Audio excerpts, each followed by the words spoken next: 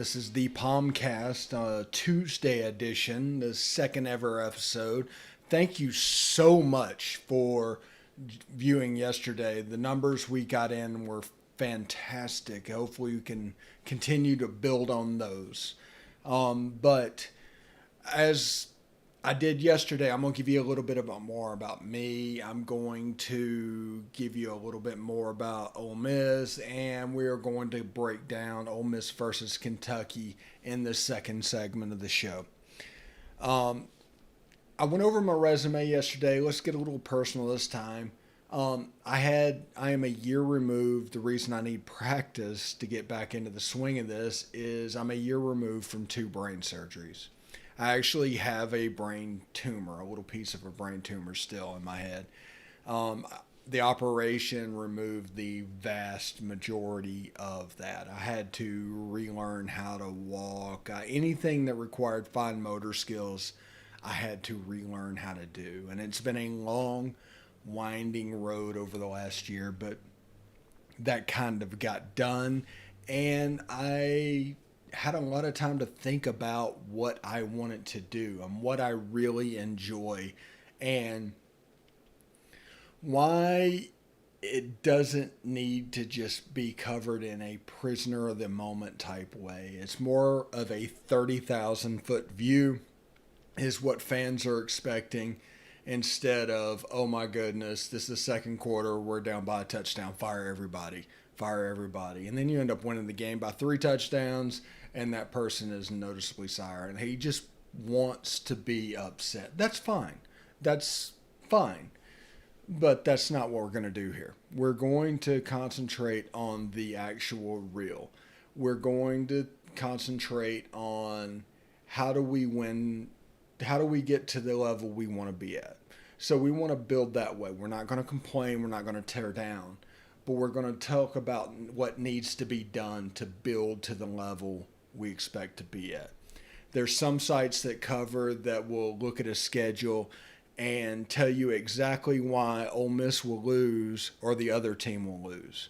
Not while one team will win, but that's the way they are remedially covering the game. They don't know how to,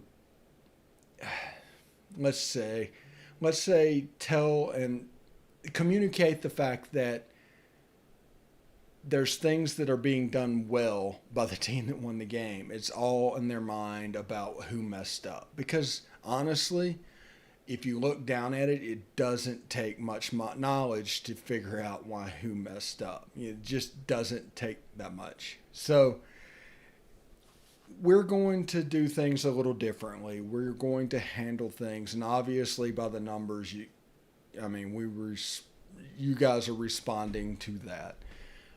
But that's kind of the little bit of the layout of where I'm coming from in the last year of building up to this moment. And like I said, I wanted to launch my final product this past spring, but with all this virus stuff there, and all we would do is get on there and talk about virus, and people would be pissed off and they'd leave, and it's hard to build in that environment.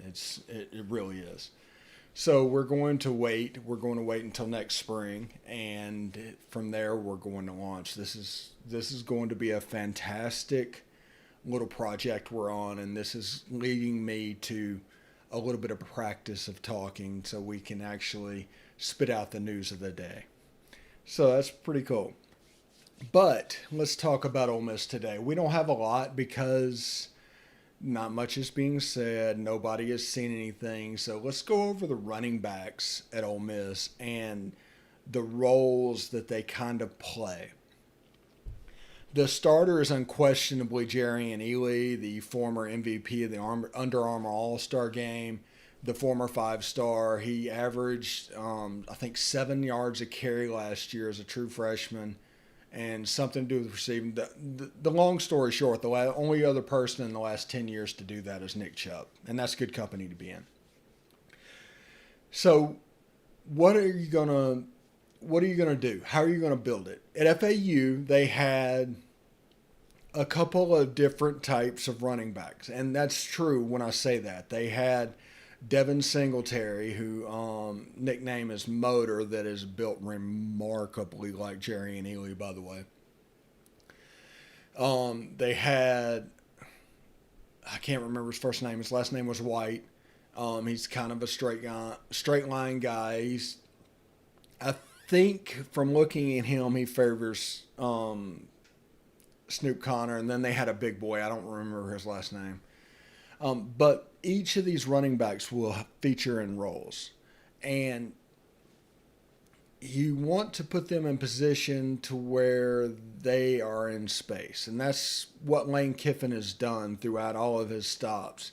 Whenever somebody asks what is Lane Kiffin's offensive philosophy, he doesn't really have an offensive philosophy other than getting his playmakers the ball in space. Period. That's about all. So now how are they going to do that? Because they can't move Jerry and Ely out and let him be the jet sweep slot guy, because that's going to take Elijah Moore or Dennis Jackson off the field. So you need to move it through flares, draws, screens to get him the ball on the other side of the line. Getting past the defensive lineman, and all of a sudden you have a nice chance for this to be successful. So I expect to see a lot of screen passes. I expect to see a lot of flare passes. Now, the problem with the flare pass is, we talked yesterday that Matt Corral was leading the job and could possibly get it. He struggled with the swing pass last year. That is going to be a big part of his game, is the swing pass to Jerry and Ely, the screen pass to Jerry and Ely, the shovel pass to Jerry and Ely. That is going to be the root of this offense, really. It is getting Jerry and Ely the ball in space. That's really it. Now, we could have a situation where you have Jerry and Ely, Dennis Jackson, and let's say Jonathan Mingo in most plays on the field. Kenny Yeboah as the tight end that's serving as a fullback, in Jerry and Ely's the back. It doesn't matter who the quarterback is in this situation. But you could have, in that look, a fly sweep setup that is designed to mess with the linebackers. It is designed to cause a false step. So, my favorite play in the world is the triple option you heard me mention yesterday, where first option is the fly sweep. Now picture that linebacker having to step, because somebody really, really fast is on that, and if you have the B or the C gap, you really have to go to get there, or else that guy's going to turn the corner. So that's in your head. The second option is the inside zone. So if you are already going, if you're committing, if you're worried about that fly sweep and you create a false step, you're not fitting the A gap or the B gap, something to where that inside zone can pop. So you're worried about that. So it turns into a pick your poison type situation. If you make all the right decisions up to that point, the quarterback can keep the ball, go around the opposite end in the zone read. It is designed to torture linebackers. It is really the most beautiful play in football. If you have a linebacker problem, this will make it worse. And there's so much fly sweep action in this offense. Go back and watch 2017 and 2019 FAU. Actually, go back to 2018 if you need to. You can see the fly sweep, the way they used Willie Wright, the way they used, I can't remember his name now. The fly sweep guy last year, I think it was D'Angelo or something like that. But the way they use that is to cause a false step or a moment of indecision in those linebackers and then pop a running back in that hole that they are vacating because they're being indecisive. So that's something to look for. It also requires a lot of repetition. We're probably not going to see it operating at its highest level until mid to late this season or next season, just to be honest. Right now, we're dealing with essentially a 10-game spring practice. That's what this is. I mean, people are going to get upset because they like to get upset. But the reality of this season is really no different if they hadn't played at all. It's a 10-game developmental season. There could be a position where you play all three quarterbacks. This doesn't count against eligibility. This doesn't count against coaches. Of course, you say that. Jay Hobson at USM might feel differently leaving after one game. But this is not... If you treat this season like a normal season, you're doing this wrong. If you treat 2021 like it is 2 seasons away as opposed to really next season, you're doing this wrong. If you fire your coach right now, you're doing this wrong. You are not using eligibility for playing players. You're not... This year does not count. It is a true year zero. But that's beside the point. We're talking about the running backs. So that's the way they're going to use Jerry and Ely. They want to get him in space. They want to let him use his elusiveness, his physicality out there against a cornerback as opposed to defensive lineman and go. The way they're going to do that is through the fly sweep, which will be, you've seen the Speed Freaks graphics from Lane Kiffin. Elijah Moore and Dennis Jackson are going to be those guys. They're going to run that fly sweep action. When they run that fly sweep action, they just turn around and become an outlet for the quarterback. It becomes an easy completion that's going to gain 3 to 5 yards. It just is. Because a lot of times that position isn't covered. There's people are going to sink past that and not make up that ground. Now, Snoop Connor, I expect him to be the battering ram of this offense. He's going to get the honor of getting the tough yards. His job is to get 3 yards every time he gets the ball. 3rd and 2, get the first down. 4th and 1, get the first down.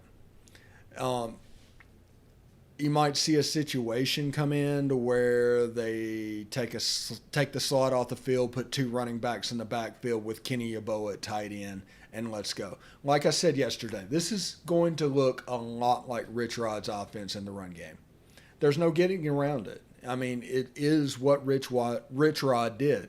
It's inside zone, it's outside zone, it's split zone. It's the same stuff. So in a lot of situations, it's going to look similar. Now, the benefit to that is, before everybody loses their mind, we ran for 257 yards a game last year with freshmen. Yeah, let me say that again. We did all that with freshmen. So those offensive linemen learning how to block that system. Those running backs learning how to run that system. The quarterbacks learning how to run that system. Now, let's leave the wideouts out of this because this passing game last year was a disaster. I mean, it's something you can say. Both can be true. We could have been effective running the ball, and the passing game could have been a disaster. Same thing can be true. So keep an eye on that. go with Jerry and Ely in space and figuring out how to use that. See a lot of arrow screens, see a lot of swing passes, see a lot of straight running back screens. That is how we're going to use this passing game. That's how Lane Kiffin used this passing game at FAU. When I say he uses pass gaming in FAU, when they brought the Baylor system in.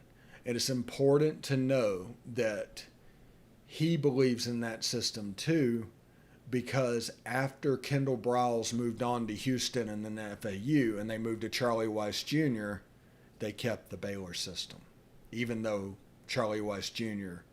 had not run the Baylor system.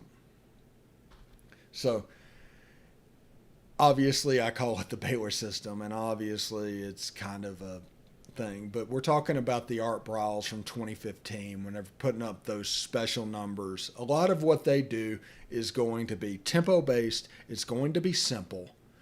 And we're going to count on the defense to make a mistake because we're going so fast. We're going to put them in a tricky mental position because we're going so fast.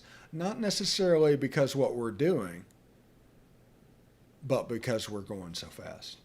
All right, I'm going to take a quick break. I'll be back in a couple of minutes. And, hey, enjoy this unbought, unbiased, uncompromised podcast and this gift to you.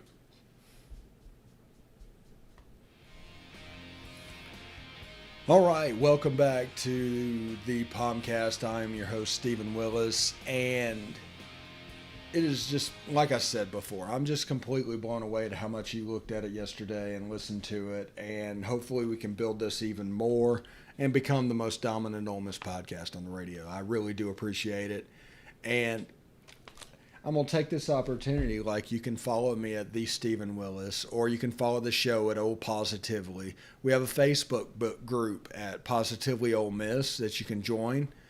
We have a YouTube channel on Positively Ole Miss that you can join. And it's Stephen Willis on Facebook. Hit me up with a friend request, and I'll be happy to help any way I can.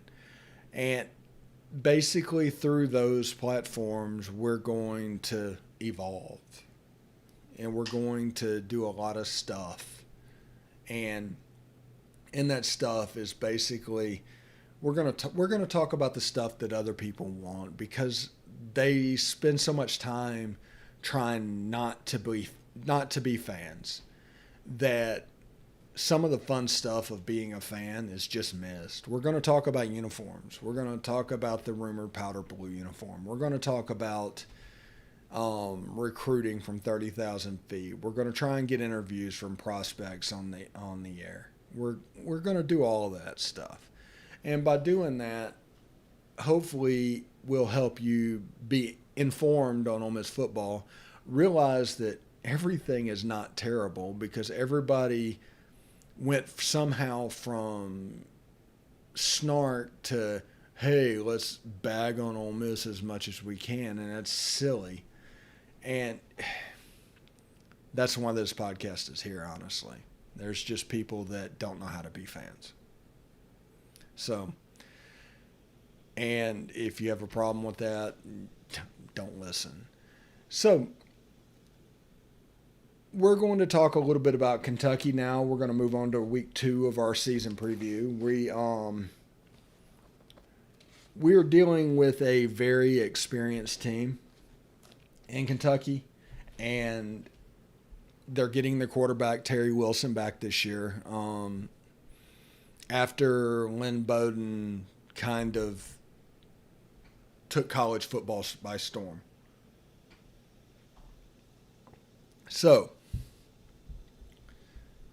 what does that mean? Well, they're really good on the fronts, the offensive and defensive front. They run a variation of the Rich Rod zone read. If Ole Miss would have played Kentucky last year, it would have been the most boring game in the history of football.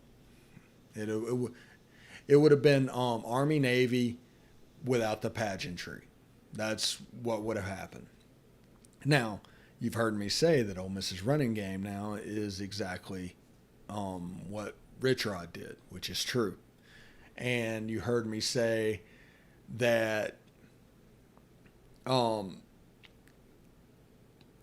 things are going to revolve around that run game, which is true.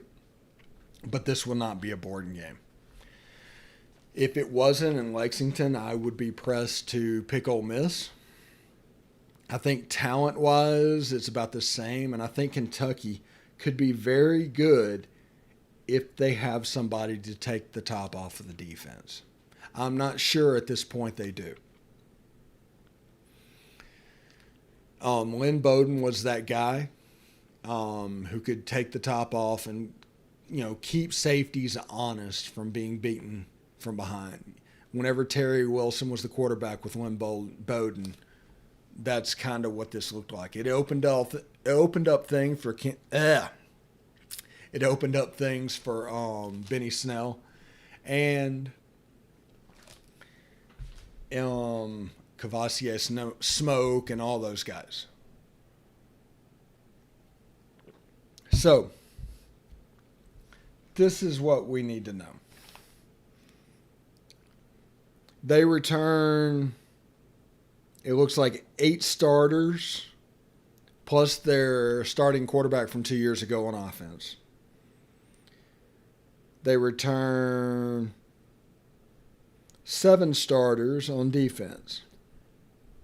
They have an experienced linebacker group, as we talked about before.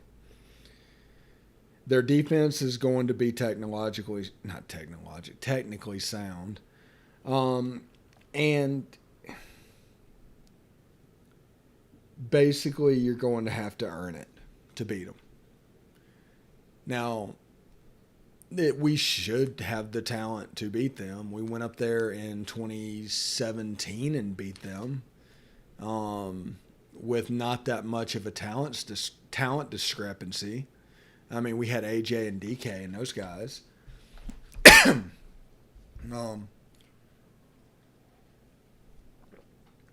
But,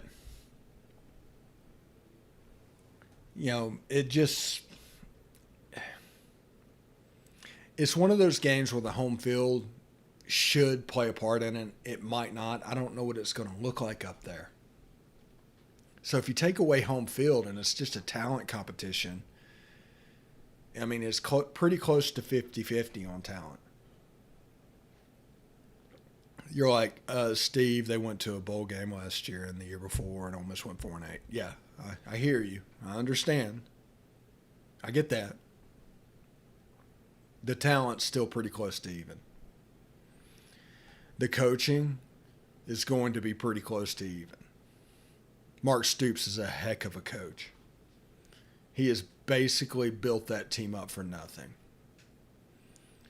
So, if talent's 50-50, it looks like coaching is going to be 50-50, and there's no home field advantage, it's a 50-50 game. Don't let anybody tell you any different. You look at the numbers they have on the field. You look at everything about this game. It's pretty much the same. You worry about a seam rose busting a long touchdown? Okay. They're worried about Jerry and Ely busting a long touchdown. Yeah.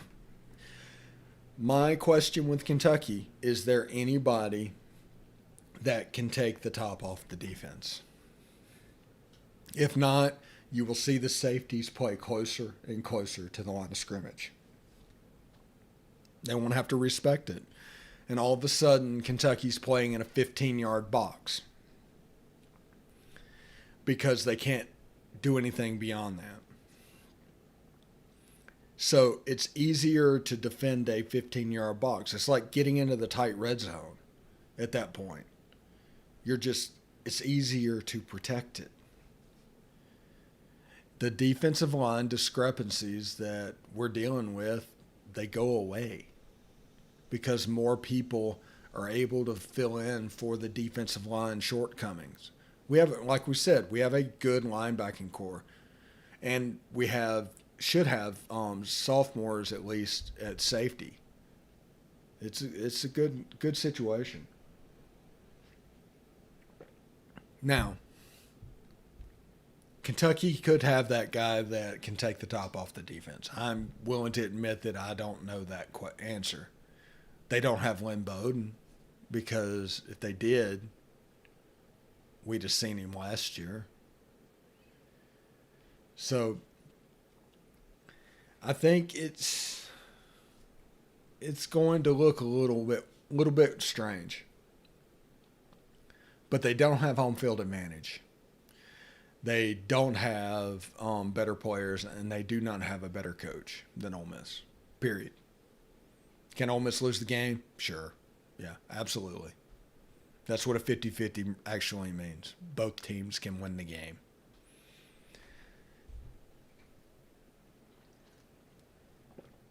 I am going to go with Ole Miss by 3.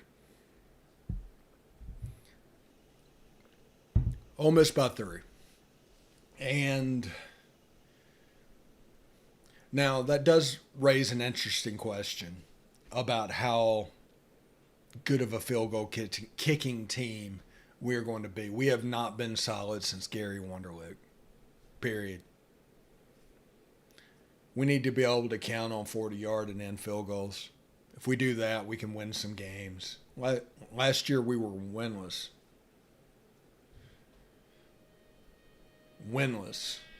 In one score games. Well, as you can hear, the end is near. I really thank you for listening. Catch us on all your social platforms. Give us a follow. Be sure to share or retweet, because that's the way we're going to build this. And once we get into this, there's going to be a way for you to do tips and things like that. So I really do appreciate it, and hope you have a good day.